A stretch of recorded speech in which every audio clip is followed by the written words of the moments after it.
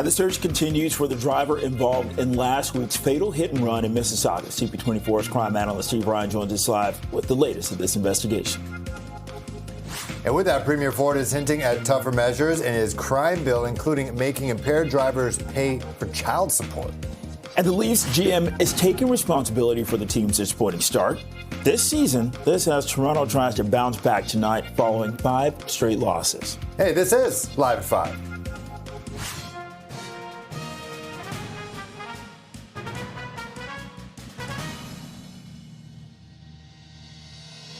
Good evening. I'm Bakari Savage. And I'm Phil Perkins. Here's our top story. Police still looking for a driver involved in a deadly hit and run in Mississauga. Investigators say the driver stopped after the crash to remove the license plate. And for more on this, let's go live to CP24's crime analyst, Steve Ryan.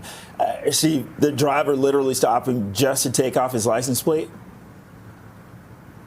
Yeah, that's what the police are telling us.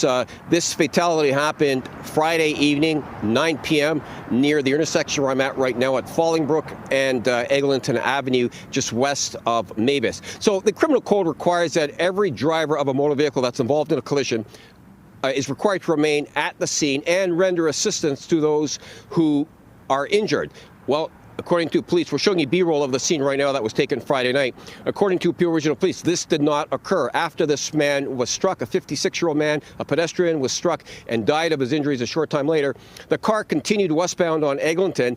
Then it stopped. The police got video surveillance of the driver getting out and removing the license plate, obviously in an attempt to avoid any sort of detection.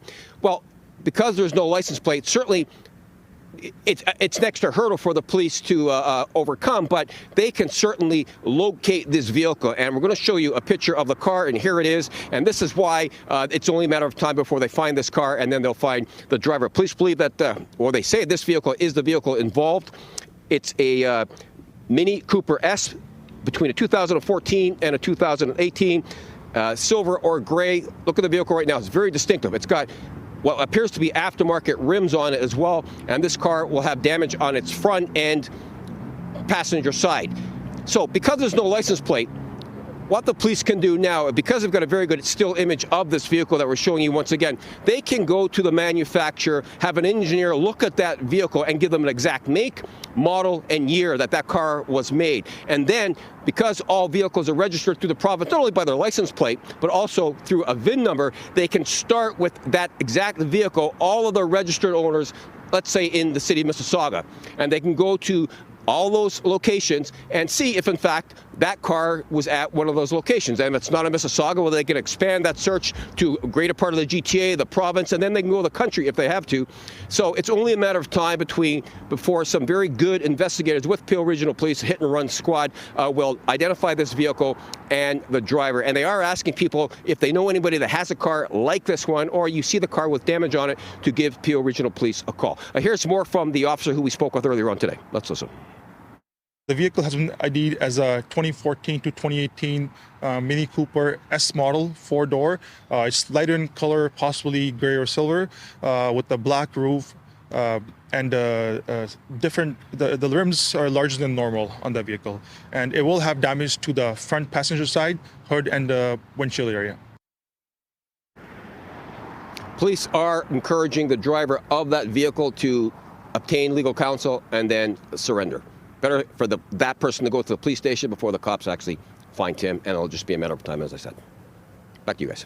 All right, Steve Ryan, the scene of that crash. Yeah, Peel Police continue to look for that driver. Also, the province wants to make impaired drivers pay child support if they're convicted of a deadly crash. CP24's Melissa Duggan joins us live with more from Queen's Park. Melissa, I'm pretty sure there's a lot to say from people who support this as well as people who oppose it. Yeah, definitely a lot of reaction to this one already, even though we're just hearing about this idea today. So the Ontario government kind of exploring this possibility right now of an impaired driver paying child support if they kill a child's parent or guardian on the roadway. We were hearing from Ontario's Attorney General Doug Downey about this move today, saying there already exists, different venues that family members can go down. They can sue an impaired driver in civil court. but he says that simply doesn't go far enough. Some of the inspiration the Ontario government is getting for this is actually a 2023 Texas law. It requires impaired drivers who are convicted of intoxication manslaughter to pay child support until a child turns 18. Here's more of what the Attorney General has to say. We're doing two things. We're looking at other jurisdictions to see what they do.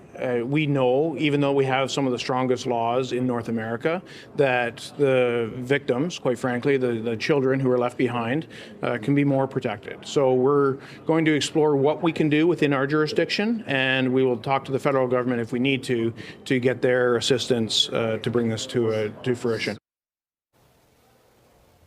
Certainly a lot of the feedback we are hearing is, listen, if you can get more impaired drivers off the road, do it. But there is some pushback coming from opposition parties who are accusing the Ontario government of not doing enough when it comes to keeping people safe on the roads, when it comes to discouraging impaired driving. They're pointing to things like alcohol being served, or rather sold, in gas stations, in corner stores. I want to share a little bit what we're hearing from Mothers Against Drunk Driving. Mad Canada, have a listen. The reality is that children, minors, lose parents and guardians to this selfish decision of by impaired drivers. So any action that can be taken to support them, to provide them with some kind of financial relief after this major loss in their lives, I think needs to be applauded. While there is that support coming from Mad Canada, something else that they say, suggest that this wouldn't work as a deterrent, but anything that could possibly, have more punishment for anyone who is caught impaired driving on our roadways. They say that they are behind it. So what's next here? Well, the government is conducting some studies, looking into this a little bit more. It could be part of a legislative package introduced here at Queen's Park in the coming weeks. Back to you, Bakari and Phil. Okay, live from Queen's Park, CP24's Melissa Duggan. With that, it's 5:07. Let's get a check on the evening commute with CP24's traffic specialist, Adjoa and Sia Yabora. Good evening, Adj. Oh, good evening, Bakari. It has been quite the slow drive on most of the major area highways. And just when you thought it was over, it's not. If you're a commuter on the northbound lanes of the 400, you're running into a pretty significant issue. This is the northbound 400 right at Basque Pro Mills into Vaughan. It's the two left lanes that are blocked to this collision. It's been there for about 15 minutes, but that's what's creating that delay as you make your way on the northbound side. Delays start from Shepherd. Southbound typically busy at this time of day. It is rush hour from Shepherd onto the east and westbound 401 ramps. The good news on the 401, there are no problems. The bad news, it's very slow across the top of the city. Continues busy further east. If your travels take you in towards the Durham stretch. And the northbound Don Valley Parkway slowly starting to improve. No longer busy from Dundas, gets busiest from Bayview Bloor. Continues heavy up to the 401. All the scene of the earlier situation where the DVP north and southbound lanes were blocked south of Don Mills following a police investigation. This CP24 traffic report is brought to you by 407 ETR. Enjoy the journey with a stress-free commute. Well, the TTC is beginning the process of renaming Dundas Station. The station is soon going to be known officially as TMU Station, or Toronto Metropolitan University. So the TTC says that over the next few weeks, riders will start to see signs of change from Dundas to TMU. The TTC board approved renaming the station back in the spring and said that the university would be paying for it. It follows the renaming of Young Dundas Square to Sankofa Square after numerous studies of academic research found that namesake Henry Dundas was involved in delaying the abolition of the transatlantic slave trade. And with that, TTC is renaming Eglinton West Station to Cedarvale to align with the Eglinton Crosstown LRT station. The transit agency says riders will begin to see updated signage over the next couple weeks. In addition, entrances built for the Crosstown station are now open, providing customers with underground access to Line 1 subways and buses. The TTC says that these new entrances offer a safer alternative to simply crossing Allen Road. It's 5:09, 4 degrees. This is Live at 5. Coming up, Premier Doug Ford continues to stand by Labour Minister David Piccini amid the ongoing funding scandal.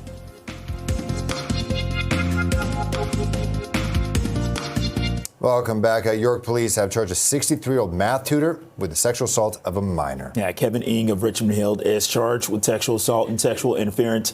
Police say earlier this month, a victim who is under the age of 16 reported that their tutor had sexually assaulted them on multiple occasions during math lessons dating back to 2022. And investigators believe there may be additional victims. And police are releasing the image of a man charged in an incident act involving or rather indecent act investigation in the Cabbagetown area, and they are concerned that there may be more victims. 20-year-old Tyson McFarlane is accused of committing indecent acts against at least 4 people between May and November 2025. One victim is a child under the age of 13. 2 others are young people under the age of 18. Another was an adult. Police say McFarlane approached at least one victim on a scooter. This investigation is ongoing. If you have any information at all, call Toronto Police or Crime Stoppers. And police have released footage of a shootout in Waterloo with hopes of identifying the people responsible. Take a look.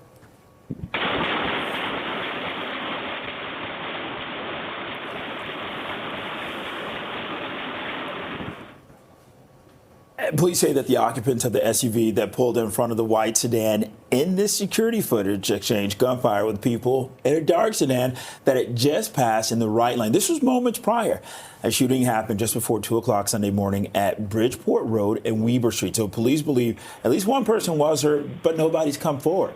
Investigators want to speak to drivers who were in the area when the shootout happened. And a woman's facing a murder charge after another woman was found dead. This was at a home in Kitchener. Yeah, Waterloo police responding to a residence near Highland Road and Patricia Avenue around 1 p.m. yesterday. When officers arrived, they found the body of a 44-year-old woman inside. Initially, police didn't classify the death as a homicide, but last night they announced a 40-year-old woman was charged with first-degree murder. Investigators believe that the suspect and the victim knew each other. They haven't shared the nature of their relationship or the cause of death. And a Toyota SUV, well, that tops the list of most stolen cars in the country. Well, according to the list released by Equité Association, the top 5 stolen vehicles in Canada in 2024 are the Toyota RAV4, the Dodge Ram 1500, Honda CR-V, Ford F-150, and the Honda Civic. So the group says that newer model SUVs, those are prime targets for criminals, especially in Ontario and Quebec. The Toyota RAV4 was stolen over 2,000 times across the country in 2024. And Premier Doug Ford continues to stand by Labour Minister David Piccini despite the growing skills development fund scandal. Well, last month, the Auditor General found that funds were distributed without explanation, transparency, or accountability. She called the process troubling. One recipient, Keel Digital Solutions, that's a platform for mental health care, was funded despite low scores and is now under a forensic audit with results to be referred to the OPP. Police will determine whether to open a criminal investigation. Opposition parties question why funding was granted while Keel was under audit, highlighting concerns about oversight of the fund, which is administered by Piccini. I'd like to have a talk with this premier about the fact that he refuses to answer any of the questions that we're asking about his minister and his pay-to-play schemes. And, I have to say, I think it's because the buck stops at the top, right? Just like with the Greenbelt scheme. This premier had his hands all over that and his office. And once again, he's just defending this minister, digging in defending this minister, when I think everybody else in that chamber in there knows that minister needs to resign and they need to address this issue immediately. I would suspect a $2.5 billion fund like this, with all the different things that are happening, you might have to shut down the Auditor General's office for like 3 or 4 months just to do this one thing. So the government needs to, the government needs to open the books and come clean about it. Because, this whole trickle of finding stuff out every day and asking questions about it, it's like we're 4 weeks into this. We're 4 weeks into talking about one thing in here. It's bad. It stinks. It's rotten, and it's unbelievable the minister still has his job. Well, Premier Ford continues to defend the program and his minister despite this ongoing scandal. I don't direct the OPP, and you folks know that. Our Deputy Attorney General and anyone that sees indiscretions when we do audits, and we do audits all the time, and then if it turns into a forensic audit, they have the right to go to the Deputy Attorney General, and it gets handed over to the OPP. But if you have any questions, by all means, reach out to the OPP. The government has frozen Keel's funding, which the company says harms student mental health services. Well, a new report finds that emissions are up in the GTHA as Ontario relies more on natural gas. The Atmospheric Fund says the increased use of natural gas is undermining efforts to cut carbon emissions. So the agency found emissions were up by 1% in 2024, which is slower growth than previous years, but well off the 11% annual cut needed to hit the region's 2030 climate targets. Buildings and transportation, those are the two highest emitting categories across the GTHA, with the exception of Hamilton. This is where steel manufacturing is the largest contributor. And the CEO of the Atmospheric Fund joined us with more of the report and some of its recommendations. The big picture is that emissions are going up. They have been going up for the past few years. And the reality is that in order to meet our local, our provincial, our federal, our international targets, they need to be going down. And each year that they don't go down, the gap widens to reach those targets. And so the actions that need to be taken in each of our across the GTHA are specific to the sources of emissions. GTHA, which covers Toronto, Hamilton, Durham, Halton, Peel, and York, represents about 46% of Ontario's emissions. Right now it's 5:17, 4 degrees. This is Live at 5. After surviving that confidence vote yesterday, Prime Minister Mark Carney heading overseas. We'll tell you where he's going.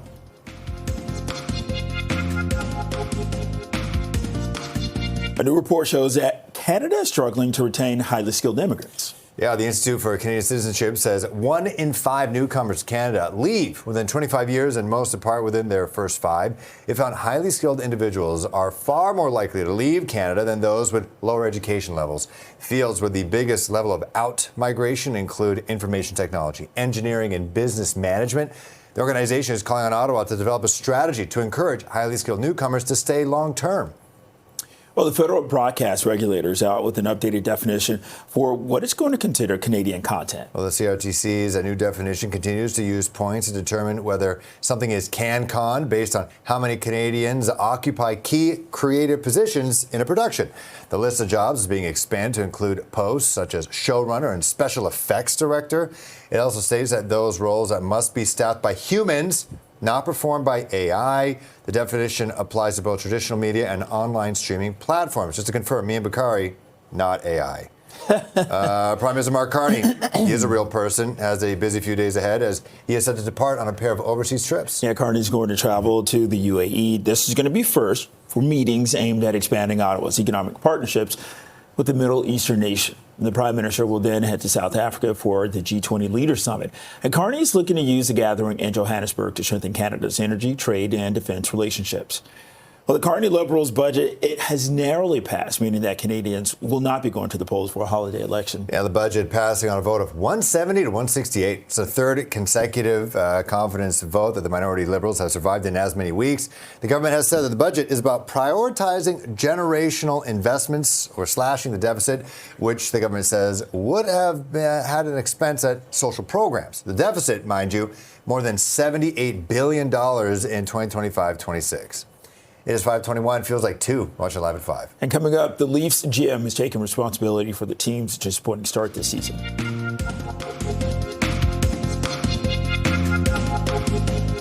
And the Maple Leafs, they're going to look to bounce back and avoid extending their losing streak. This as they host the St. Louis Blues tonight. Now, earlier today, Toronto's GM faced pretty tough questions about the team's disappointing start with the skid now at 5 straight games. CP24's Beatrice Vaisman live outside Scotiabank Arena. Are people that concerned? It's the beginning or mid-November. Why are people freaking out? Well, because they've lost 5 in a row, Phil. It's been 2 weeks almost since they've won a game back on November 5th. They're tied with the Sabres for last place in the Atlantic Division. Yes, it is November. Yes, the Stanley Cup is not awarded this early in the season, but we're a quarter way through. There's lots of time for them to make up for it and get better. But the question is, how are they going to do that? And are they going to do that? I mean, Brad Treliving, the GM today, asked about the Leafs' identity, the DNA. He wanted some changes in the DNA. Is he getting that? And the answer he gave was, yeah, this team is pretty vanilla right now. This is not how I thought this was going to go. We are underperforming. And he took responsibility for that as well. He said it's easy in a time like this to point fingers at head coach Craig Berube, who's been behind the bench. This is now his second season, but he said this is about banding together. You can't trade your way out of this. You've got to work with the guys that you have and find a way to get out of the slump. And so here's more from Brad Treliving earlier this morning. I think there's been too much vanilla with our team. And that's a big part of what you try to establish your team is what it's going to look like on a nightly basis, right? When you're going well, you have a really good indication. There's going to be good nights and bad nights, but you have a pretty good idea how it's going to look like from night to night. A large part of the frustration is you don't know how it's going to look like, right? It's been in spurts, it's been in periods, it's been within periods. I think you can count on one hand how many full, complete games we've had. So that's a big part of it. Big part of it, too, is getting back the guys that have been on the injured list, namely Austin Matthews, the captain. He's been out with a lower body injury. He was out on the ice getting his skate on before the morning skate with the team. He's been out now. He's kind of TBA as to when he'll be back. True Living said not today, not Thursday, but hopefully soon. As for Chris Tanev, defenseman, he's already been out. He's also been out, I should say, injured. He's on a 1 to 2 week evaluation. You've got Anthony Stolars, the goalie, who's out. And certainly this team is looking to claw their way back from the bottom. The fans, though, they still believe. I just met Casey here, and I said, hey, Casey, you still believe in these guys? And you said? I do. Why? They've been my team my whole life, right from 93. So I have faith in them. They're eventually going to make it and move on. I appreciate it's only November. We're a quarter of the way through the season. You're not panicking yet, though. No, never. Never panic. Tree Living said this team has been vanilla when it comes to the DNA. What do you think? Have they been vanilla? No, I just been thinking they need to pick up the pace. We needed a goalie. Without the goalie, we're nothing. All right. Guys, come over here, because I like this. This is the perpetual Leafs fan saying, Here we go. Our year. This is our year. Every year since 1967. Last year was our year. This year's our year. Next year's our year. It's always our year, right? Forever our year. Yeah. But actually, even when it's not our year, it's still our year, I guess. Even when it's not our year, it's our year, yeah. Every year, even when it's not our year, we'll find a way to make it our year. Of course it's Do you think it's our year? Camera guy knows it. Are they going to break the slump? I mean, they've lost 5 in a row. Well, it's our year, so obviously, of course, yeah. Well, I mean, listen, they're not going to go undefeated, you know what I mean? Every team's going to lose a game or two here and there. Hold on. Here's the good news, Leaf fans. We, Hockey Illuminati and Eric Nagy, have actually been given a copy of tonight's script. Gary Bettman faxed us a copy of the script. Okay. And does it end in a win or a loss? Easy with that camera now. Hey, this is we have the Leafs winning 4-2 tonight. Nylander with 2 goals. Ty Domi gets a goal. Oh, Ty Domi's back. Yeah, they put him back in the lineup tonight. And not fighting anyone penalty boxes. And we also bet. That's right. We bet several single dollar bills. Yeah, but we also on Bodog, mind you. Okay. On Bodog. However, there is a King Daddy topper bet that we made. We bet $7,691 on the Leafs to win the cup Stanley this Cup. year. And it is quite the payout. Don't ask how we got the money. Don't ask how we got the funding, because you don't want the answers. Listen. But we paced the bet. I'll wish you good luck then. Thank you. Appreciate you so it. much. They will not go undefeated. How about that? Baby. Phil, Bakari, not undefeated. Well, let's see if they can break this losing skid that they've been on now again since November the 4th. Back to you. Oh, boy. Whatever happened to it, it doesn't matter until the playoffs. But I guess people were freaking out. Maybe they just need the power of friendship, like the Blue Jays, or maybe the Toronto Raptors. Beatrice will figure it out. Or maybe they could be just be missing Mitch Marner. I don't know. It's 5:29. Feels like 2. You're watching Live at 5. Well, up next, Team Canada has unveiled the new uniforms their athletes are going to wear at the next Winter Olympic Games.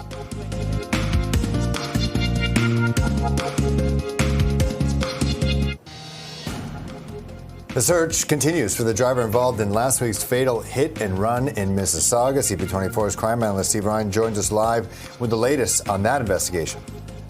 And the province is hinting at tougher measures in its crime bill, including making impaired drivers pay child support. And Premier Doug Ford continues to stand by Labour Minister David Piccini amid the ongoing funding scandal. This is Live at 5.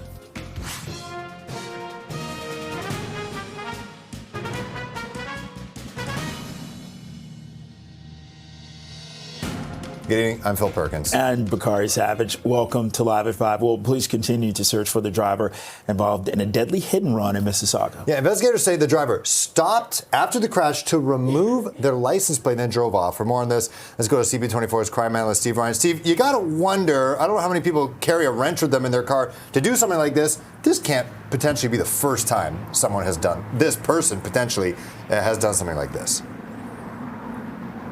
Well, what it will do, Phil, is almost rule out panic. And what I mean by that is oftentimes when a person flees the scene of a collision, it's for reasons such as they're impaired, they've got no insurance, they're under suspension, the car is stolen perhaps, or they're wanted on a warrant, or it's driver error, and or they just panic. Given the fact that the police now have video surveillance, we're showing you B-roll of the scene, Fallingbrook and Eglinton, just west of Mavis and Mississauga. This happened on Friday night at 9 p.m. Given the fact that the police have video surveillance of the driver not only stopping at the scene of the collision, but driving westbound on Eglinton, then stopping to remove the plate, it kind of rules out panic, because the driver obviously is going through some lengths to disguise the identity of at least the vehicle. But this will not. We're going to show you the vehicle right now, and the officer who you hear from in a moment will describe what you are looking at with regards to the make and model and the approximate year of the vehicle. But because they have this image, if they do not locate this vehicle and the driver within the next little while, what police can do, even without a plate, they've got they got the access to, here's the vehicle right now, they have access to all of that vehicle that's registered in the province. So they can start in the city of Mississauga. They can get the engineer to look at that car and give them the exact make, model, and year of that vehicle, and then it's just a matter of eliminating all the cars that they have registered, let's say in Mississauga, one by one through VIN numbers alone. So without the plate, they can still locate this vehicle. So it's not just if, but only a matter of time when police will track down this car. And once you get the car, you get the driver. This vehicle, police believe, will have damage on its front end, passenger side, hood, and a windshield. Here's more from Peel Police, who will describe what they believe this vehicle is. Let's listen. The vehicle has been ID'd as a 2014 to 2018 Mini Cooper S model, 4-door. It's lighter in color, possibly gray or silver, with the black roof and different. The rims are larger than normal on the vehicle, and it will have damage to the front passenger side, hood, and the windshield area. It's also got aftermarket rims on it as well, so the police can track down the local businesses that may sell and even install those rims. So again, it'll just be some methodical police work, but the fact that they have no license plate, that's not really a big deal when it comes to experienced investigators like they have in Peel Region. They certainly can track down this vehicle. And having said that, police are encouraging the driver of that car to seek legal counsel and surrender to any police station. So back to you guys. Okay, live in Mississauga, CP24's crime analyst Steve Ryan. Well, the province wants to make impaired drivers pay child support if they're convicted in a deadly crash. CP24's Melissa Duggan joins us from Queen's Park with the latest on this. Melissa. Yeah, Phil and Bakari, tragically, too many of us know the devastating impact that an impaired driver's actions can take. Now the Ontario government coming forward with this idea that they're considering today, and that would be for an impaired driver to pay child support if they kill a child's parent or guardian. What we're hearing from Ontario's Attorney General today is that currently that there are different avenues that a family member can take, like taking an impaired driver to civil court. But he says that just doesn't go far enough. They're looking at a Texas law passed in 2023. And under that, an impaired driver, if they are convicted of intoxication manslaughter, they would have to pay a child support until they turn 18. Here's more of what he had to tell me just a short time ago. We know that drinking and driving is the leading cause of death on our roads, and that's an avoidable tragedy. But we don't often think about the children left behind. If a parent or a guardian has been killed by a drunk driver, there's a consequence. But the child bears a lot of that, psychological and emotional, but also financial. So we think that there should be some consequence and that child should be looked after. Attorney General Doug Downey also saying that this is kind of common sense, a reaction like this to put this in place. You know, we are getting a reaction from Mothers Against Drunk Driving, MAD Canada, and they say the reality is, unfortunately, that these impaired drivers, that they do make these decisions to get behind the wheel, and those devastating consequences just hurt too many. It hits way too close to home. And they're saying that they toss their support behind anything that would keep these impaired drivers off the road. As for what the opposition is saying, we do have some of their comments. Here they are. I don't think there's any of us who probably doesn't know some family that is being impacted by drunk driving. And we need to do everything we can. Like, I don't know what it's going to take as a society for people to stop drinking and driving, right? We need to use every tool we have to fight back. Honestly, this government's been in power for 8 years now, and they don't seem to have made much effort in that direction, unfortunately. I don't think, for example, that deciding to put booze in gas stations is probably the right approach to curbing drinking and driving. We certainly want to do anything to make sure we do not have people who are impaired driving. We want to do everything we possible to discourage it. If this is one way to do that, it's great. It feels a bit rich coming from a government that's put alcohol in corner stores and en routes and have been removing all road safety measures. But hey, if this helps, fine. So this move that is currently being considered could be part of a legislative package that could come to Queen's Park in the next several weeks. Attorney General Doug Downey also saying that this timing could work out just in time for the holiday season. He says it would serve as a reminder to anyone that drinking and driving just does not mix and that there are some very devastating consequences that will come from it. Back to you. Okay, reporting live from Queen's Park, CP24's Melissa Duggan. And Premier Doug Ford continues to stand by Labor Minister David Piccini despite the growing Skills Development Fund scandal. Yeah, last month the Auditor General found that funds were distributed without explanation, transparency, or accountability. She called the process troubling. Well, one recipient, Keel Digital Solutions, that's a platform for mental health care, was funded despite low scores and is now under forensic audit with the results to be referred to the OPP.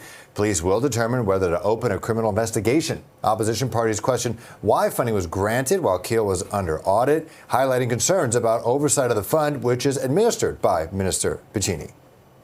This minister, he's just flailing right now. He's blaming everybody and anybody and not taking responsibility himself. He's even blaming his deputy minister. Look, he needs to take responsibility.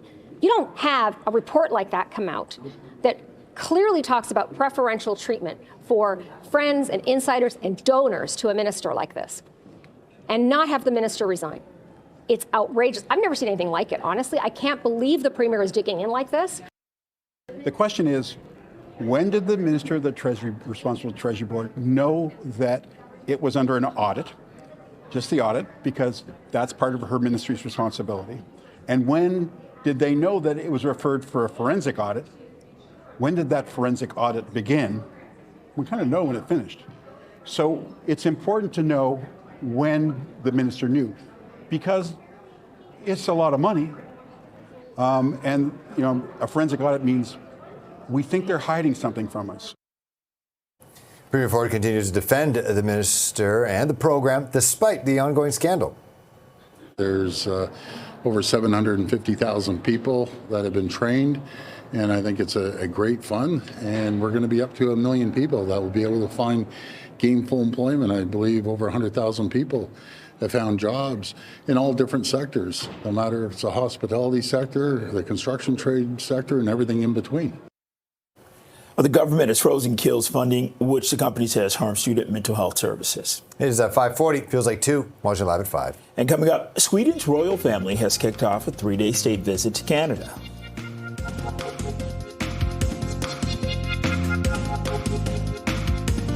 Welcome back. Sweden's royal family kicked off a 3-day state visit to Canada today. King Carl Gustaf and Queen Sylvia, they arrived in Ottawa this morning, and they were welcomed by a Canadian delegation that included Foreign Affairs Minister Anita Anand and Chief Justice Richard Wagner.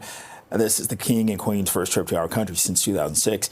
It comes as a Swedish defense firm is considering a deal to begin building its fighter jets in Canada. And U.S. President Donald Trump welcomed Saudi Crown Prince Mohammed bin Salman to the White House today.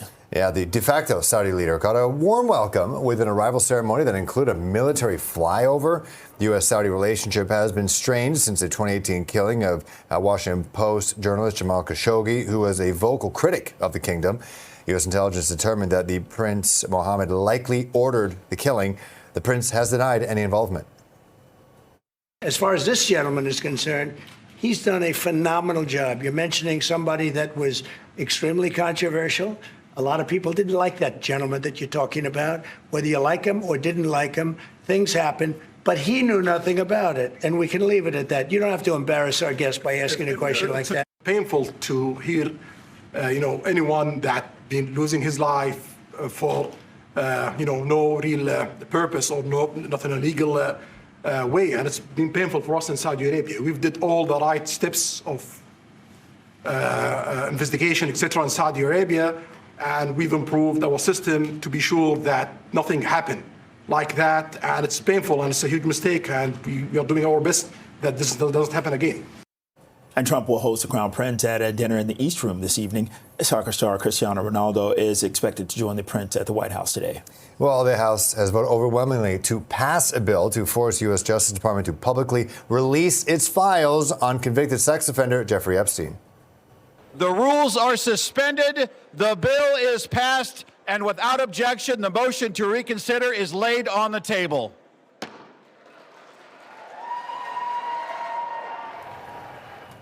And the approval comes after months of opposition from U.S. President Donald Trump and Republican leadership. So Trump now says he's going to sign the bill if it passes the Senate. Epstein was a well-connected financier who killed himself in a Manhattan jail while awaiting trial in 2019 on charges that he sexually abused and trafficked minors. It's 5:45, feels like 2.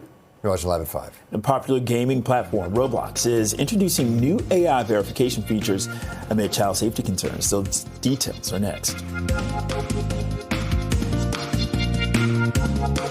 Welcome back. Online gaming platform Roblox introducing new AI age verification features. So users who want to chat, they're going to have to provide government ID or let an artificial intelligence estimation tool photograph their face. So it comes after the platform has been sued and accused of enabling sexual predators to connect with kids.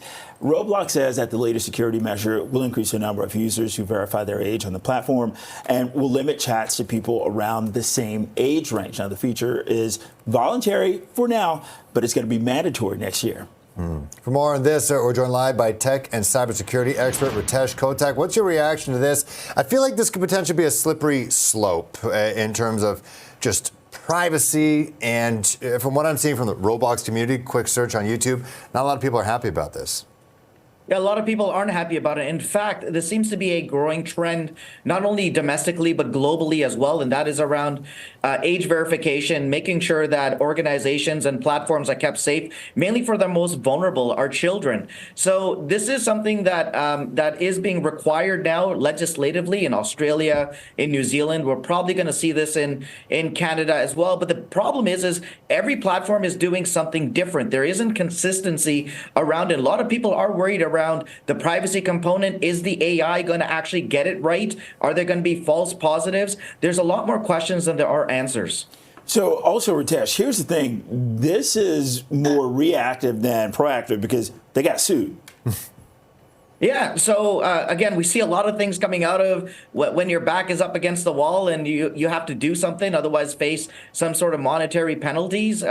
Yeah, they were absolutely sued. They were sued in U.S. courts. There's been multiple allegations of them not doing enough to protect children and the most vulnerable. And this is kind of their solution. This seems to be the solution for a lot of platforms. So it's not that you need to verify your age before you can get on the platform. It is you need to verify your age before you can engage in chat features. And then once your age is verified, they kind of limit you. Unless you're an adult, they'll limit you to within 2 years of who you can chat with. So if you're 15 years old, I would assume like that's 15 to 17 or 13 to 17 versus right now, which is a free-for-all. You can have an adult talking to a minor. I see. And so, how could you see this being used in other platforms? Whether, because we see a lot of kids are, sports betting, maybe when they're underage. Like, could we see other social media outlets, maybe like Facebook, Meta in general, TikTok using something similar to this? I'm almost certain that we're going to see age verification mechanisms be rolled out on just about every single platform, especially platforms which is predominantly used by minors. I think at some point this might even be legislated in Canada. There has been talks around it where individuals will need to verify their ID. And it's not going to be that the verification is going to be prove that you're a minor, it's going to be the opposite. Prove that you're not. So it's going to force just about everyone to upload their ID to show that they're 18 plus. And if they're not 18 or 19 plus, then using age estimation tools to, and along with other things, who are your friends, who are you following, what type of content are you interacting with, what's the length and age of that account, to sort of put people within a particular age category. Okay, so Ritesh, walk us through how this AI verification works. I mean, could someone potentially have a fake ID and upload that? Yeah, that has been the criticism, that you could be using fake IDs or deep fakes to essentially bypass some of these mechanisms, but that's not how it works. It's a little bit more robust than that.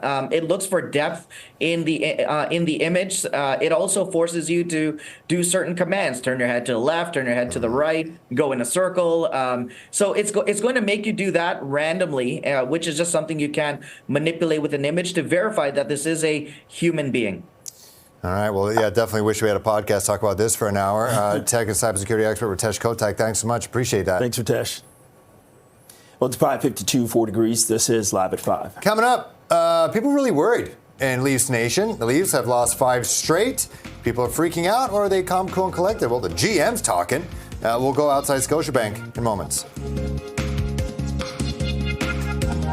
Some tense times in Leaf Nation. Maple Leafs GM Brad Treliving facing questions about the team's tough start to the season as their losing skid is now at 5 games. Speaking this morning, this is during a quarter-season media availability. Treliving admitted that he's disappointed with how the Leafs are playing, but put the blame on the players rather than head coach Craig Berube. The Leafs sit 7th in the Atlantic Division, and they are without a number of key players, including captain Austin Matthews, goaltender Anthony Solars, and defenseman Chris Haniff. I don't spend a lot of time looking at the standings right now, right? Like at the end of the day, you have to be process driven, right? Like we want to win the game. You need the result. But if your process isn't right, the odds of you getting the right result very rarely going to occur, right? So our focus right now is making the picture very small. What are the areas that we need to improve upon? Continue to work at that. Once your process gets right, once your game starts to get right, then you can start focusing on where things are in the standings. Hoping they turn around this season, and it's just a speed bump along the way. We'll be finding a spot on the parade road soon enough. You still think they can make the playoffs? Still believe? Oh, I always believe. Why? You gotta. They're the Maple Leafs. I think it's temporary. I think now that Wall's back, get Stolarz back, get the two of them playing. Tanev comes back, Matthews comes back, everything will be fine. That's been a bit frustrating, I'm not going to lie, but I think we've seen them bounce back multiple times. Hopefully, I think we're just going to hope that there's going to be some trades, maybe some moves will be made, but at the end of the day, I think they'll still make the playoffs, and we'll see what's going on. That one gentleman talking about a parade route. Okay, Matthews was on the ice this morning, but will remain out of the lineup tonight and is not expected to play on Thursday either. Puck drop tonight against the Blues at Scotiabank is at 7. Well, the 2026 Winter Games, they're inching closer. We now know what Canadian athletes are going to be wearing in Milano Cortina. Let's see if any Italiano fashion. Nope. The Canadian Olympic and Paralympic Committee revealing the athletes' kits for Team Canada today alongside official outfitter Lululemon. It's the 3rd straight games the athletic brand has been behind the uniforms. The athletic wear features are thermal regulation, inclusive design, and nods to Canadian pride, topographic matte prints, and maple leaf designs. The Milan Cortina Games run February 6th to 22nd, followed by the Paralympics March 6th to 15th. Every time we go to the games, our kit is always the envy of the world. Everyone's always after it, and to have the opportunity to wear it is incredible. To be here today, it's just such an exciting moment to be a part of. I think it builds so much excitement for athletes, for everyone involved in preparation, but also so many fans coast to coast to coast that will hopefully rep this gear as well and cheer us on while we're there. For me, my first Olympics was in the middle of COVID, very different. So I think for me, it just builds that excitement to get to represent Canada in an Olympic Games where it's more like a feeling of a real Olympics. I can share that with my friends and family. Hopefully they can come watch. So I think for me, it just adds that little layer of motivation to crack that roster once again and to be represent Canada. We are committed to ensuring that every athlete has an equitable experience. For Paris, we introduced a series of innovations and designs to improve the Paralympic athlete experience. And for this Games, we've expanded our work with Paralympians to develop our most inclusive collection yet, with new designs and innovations. All right, 5:59 feels like 2. You're watching Charles Breaking News, CP24. Thank you for watching. CTV News at 6 is next.